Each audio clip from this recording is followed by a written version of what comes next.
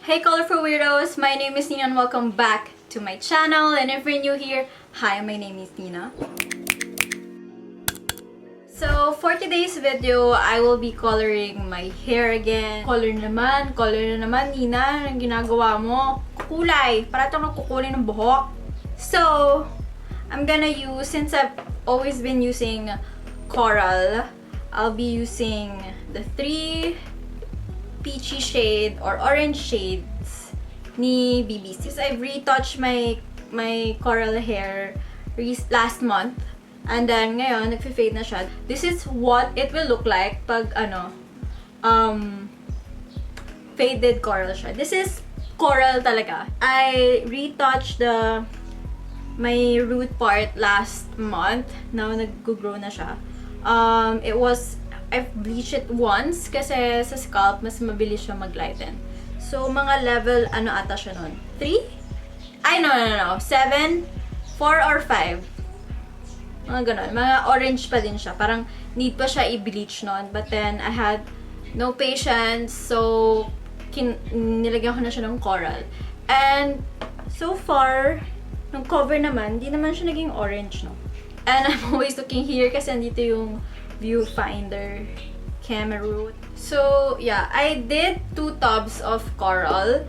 If you are planning to do if you have the same length as my hair, na short, na medium, tas makapal, usually 2 or 3 tubs, okay na. Actually, 2 tubs yung ginamit ko for coral lang, for this one, na faded coral na. So, yeah, if your hair is thicker than my hair, then, kasi soft mullet kasi ako, if hindi siya hindi siya layered, baka I need 3 tubs with this one. Since it's the love month, February. Since it's the love month, yeah, let's use all of the colors of, not naman all, kasi yung isa red. Let's use the peachy Feb month. Like yung the lovey month. Yon. So ako ng so. Let's start. Bulaga, di ba? I'm back. Okay. Kinuha ko yung sobrang linis kong mirror, diba? Mirror. Always naman, to have a old shirt, preferably dark for colored hair. And then, if you're gonna bleach your hair, I recommend white shirt. Kasi pag black, magiging ganon. So, I don't usually bleach my hair every month. Paano paano hindi nagde-dry yung hair mo? Ganito, ganyan. Kasi nga, hindi nagbi-bleach every month. Like, fini-fade ko yung hair ko. And then, if it's okay na to retouch it or to color again, then, let's go with the flow. Kunyari, if I need to bleach it, kunyari, I want a blue hair, tapos pink, magiging purple kasi yon if pinatong ko. So, I need to bleach it.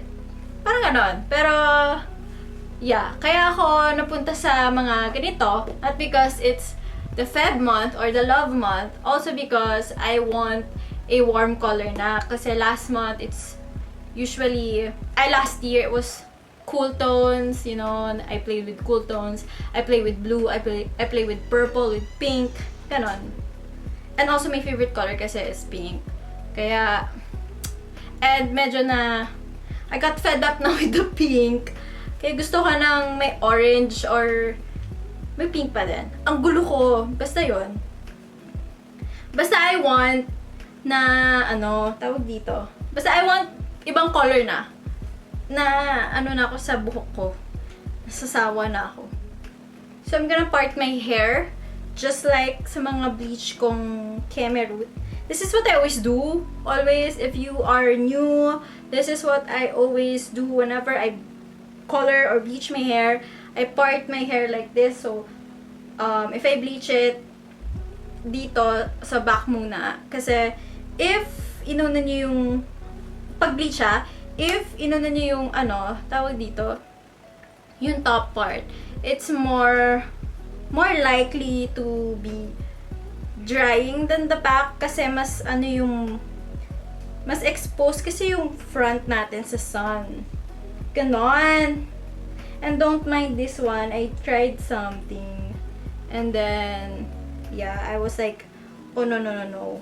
Kasi sa March, I will do a, what's that? Sa March kasi, mag-warm color ako. And I can't risk purple right now. So, baka, ano ba sunod ang March? April. So, baka April na lang or something. I don't know. So, I will be using 3 colors. Para siyang sunset na pink.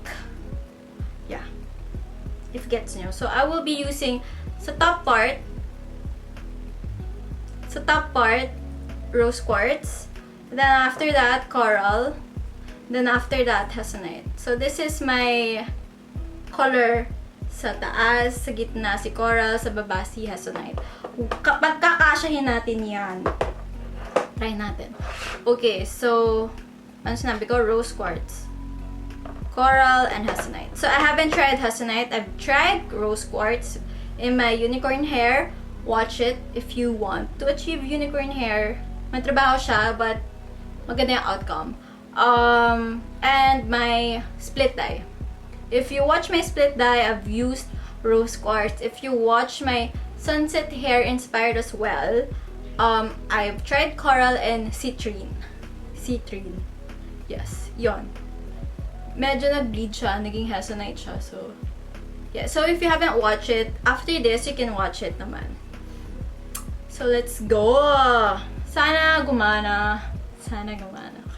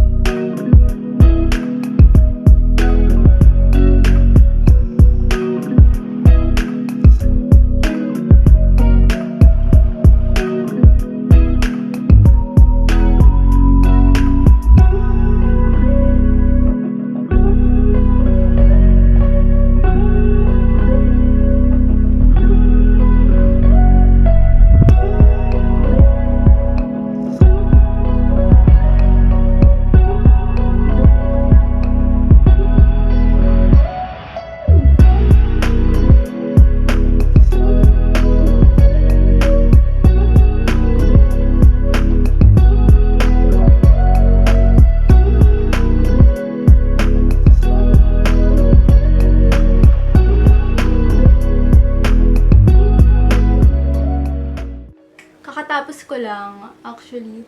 Mahirap kasi mag-film. And I can't see. I need the mirror, like, big mirror. I only have one small mirror and sobrang hirap kasi mamaya may patchy pala na hindi ko nakita and stuff like that. So, I usually go to the bathroom and do my thing. So, ubos na yung rose quartz. And, ubos na rin si coral. Since, I think, half ng tub kasi yun eh. So, yeah, naubos na siya. So, okay naman. I will say na nag-bleed si coral and rose quartz. Kaya ganyan. Pero I don't mind. I also want yung Hessonite. Since bago pa lang siya, I wanna see also what it will look like, you know, and the fading process as well. Kaya ko din siya ni-use. Also, yeah, hindi pa naubos. I think half lang. Basta madami pa siya. Saan ba? Ito. So, so madami pa siya. Definitely, I'm gonna use that in my next hair color since it's gonna be a warm color pa din. You are using the Btch conditioner from BBC. You can leave it mga 30 to 1 hour. Yeah, so I'm gonna leave it 1 hour. So baka yung araw umalis na mga 5. It's actually 4 p.m. right now. I'm gonna leave it siguro around 4:30 if 4:30 or 5. Ito yung result niya pagbasa. I will see you pag dry na and curled na yung hair ko. Kasi mas better if it's curled hair and I wanna do something sa eyes ko. So yeah, I'll see you in a bit.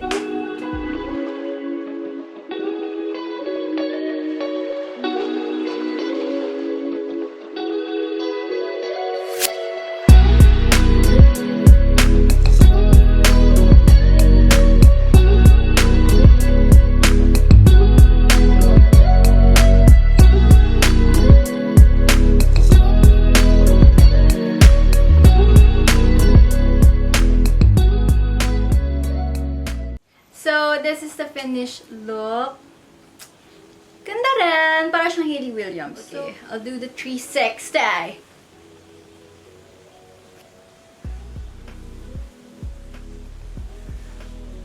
Kita nyo? Kita nyo? So, kita nyo yung orange? Ang ganda! Ano siya? Ito na yung finished look niya. So, there's orange and then there's pink. If you can see it, it's there.